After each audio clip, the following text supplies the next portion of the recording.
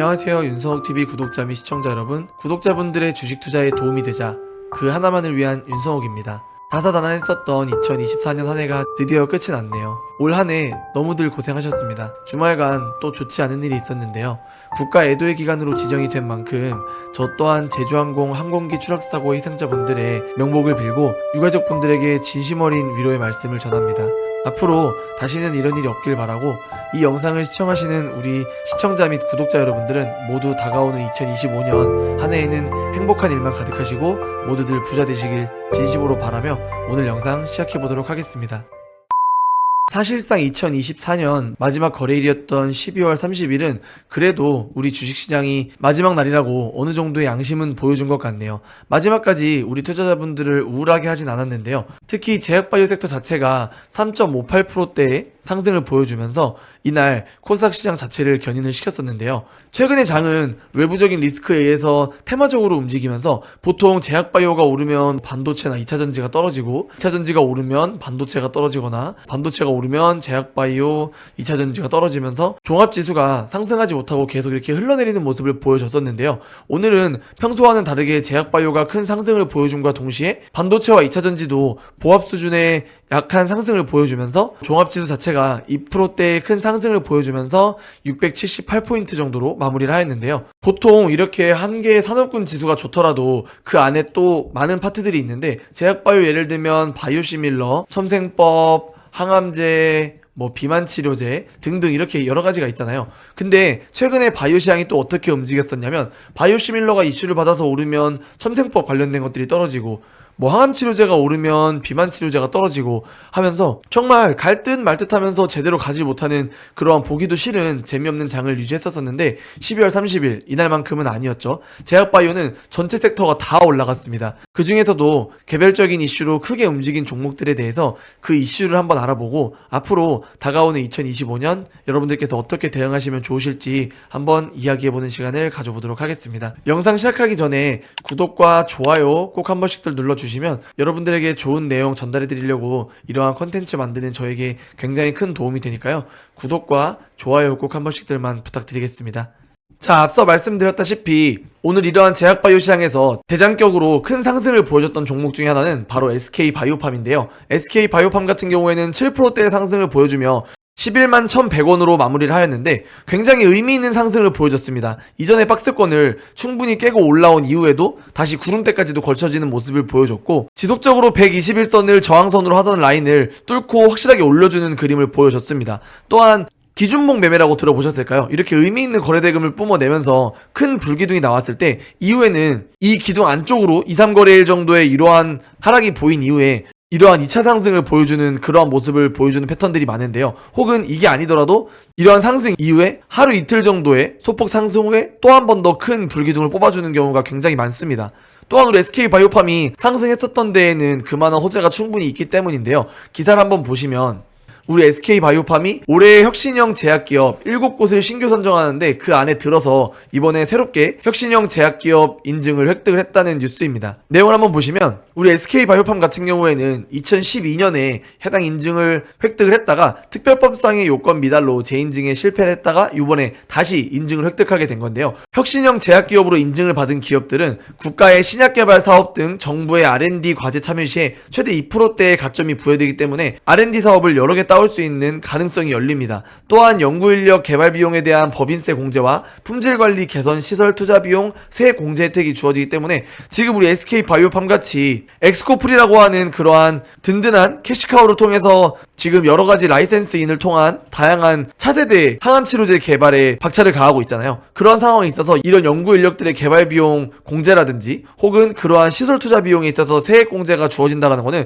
그만큼 좀 더 실패를 두려워하지 않고 도전할 수 있는 그러한 계기가 되기 때문에 우리 SK바이오팜처럼 준비가 된 기업 입장에서 굉장히 큰 뉴스입니다. 또한 우리 SK바이오팜의 재무제표를 한번 보시면 엑스코프리의 성공적인 미국 시장 진출과 함께 2024년 처음으로 흑자 전환을 하면서 올해 굉장히 큰 주가 상승을 보였는데요. 그 이후에도 지금 우리 엑스코프리는 미국 시장 자체에서도 그 점유율을 2위에서 1위까지 무서운 속도로 탈환을 하기 위해 노력 중이며 2027년까지는 연매출 1조를 넘게 달성을 할 정도의 블록버스터 약물로 볼 정도로 그 효능과 가격 측면 등에서 타 경쟁약들에 대비 엄청난 우수성을 보여주고 있는데요. 그렇게 이 해당 엑스코프리를 통해 들어오는 현금 흐름을 통해서 우리 SK바이오팜 같은 경우에는 차세대 항암 치료제인 이 RPT 기술에 굉장히 집중을 하고 있는데 이미 라이센스인을 통해서 방사성 동위원소도 다 확보를 했고 방사성 의약품 후보 물질까지 이렇게 모두 준비를 잘 마친 상태에서 이렇게 최근에 들어서는 프로엔 테라퓨틱스와 RPT 신약 공동 연구 계약까지 맺으면서 2027년까지 이미 2개의 전임상을 도출을 목표로 하고 제대로 된 연구 개발의 시작에 박차를 가했습니다.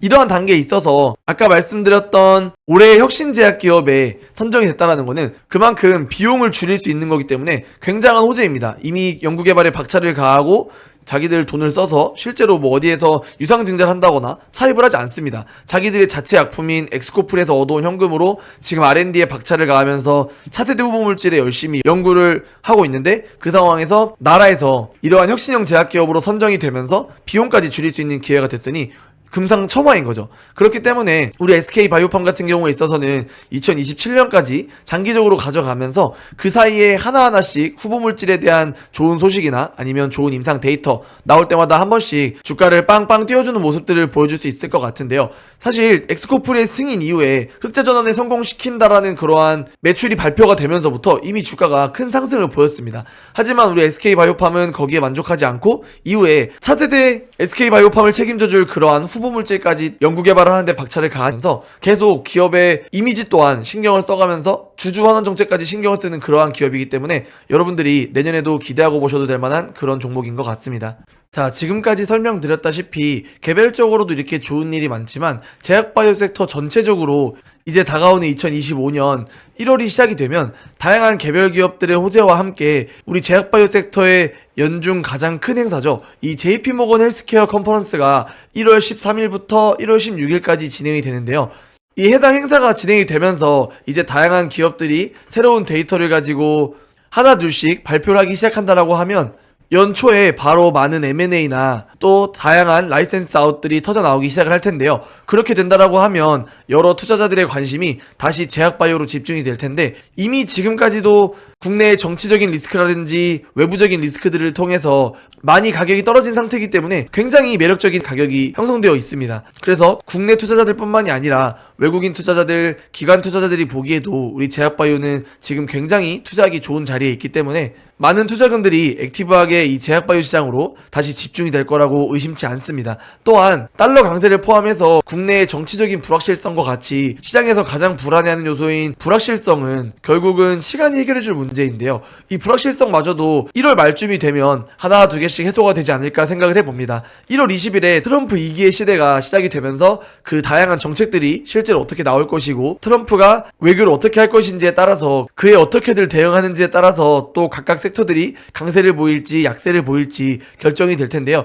이것 또한 결국은 트럼프가 집권을 시작해서 IRA 일치자 폐지를 한다 혹은 대한민국의 조선이 진짜로 필요하다 수주를 더 늘려라 이런 식으로 실제로 액션이 나오게 되면 어쨌든 불확실성이 실제로 IRA가 폐지가 된다라거나 혹은 내부의 어떤 내용들이 어떤 식으로 바뀐다더라 혹은 실제로 이민자 정책을 어떻게 할 것이냐 또 달러 강세를 안정시키기 위해서 어떤 정책들을 펼칠 것이냐 등등이 결정이 되면서 우리가 불안해하는 그 불확실성이 그래도 방향이 결정이 되는 확실성으로 바뀌기 때문에 이 또한 시간이 지나가면서 조금씩 해결돼서 우리 주식시장이 좀 더 액티브하게 올라올 수 있는 호재로 작용할 것으로 보여지고 그런데 그러한 불확실성이 해소가 되고 국내 장으로도 자금이 조금씩 들어오기 시작하면서 가장 집중을 받아서 가장 빠르게 지수를 견인시키고 데리고 갈 섹터가 뭐냐라고 물어본다면 전 자신있게 제약바이오라고 말씀드릴 수 있을 것 같습니다. 왜냐하면 실제로 반도체 시장 같은 경우에 있어서는 이미 엔비디아나 TSMC가 그러한 상승들을 보여주면서 우리나라의 뭐 소부장 중에 어떠한 기업들이랑 함께 할 것인지 또 어떠한 기업들은 요번에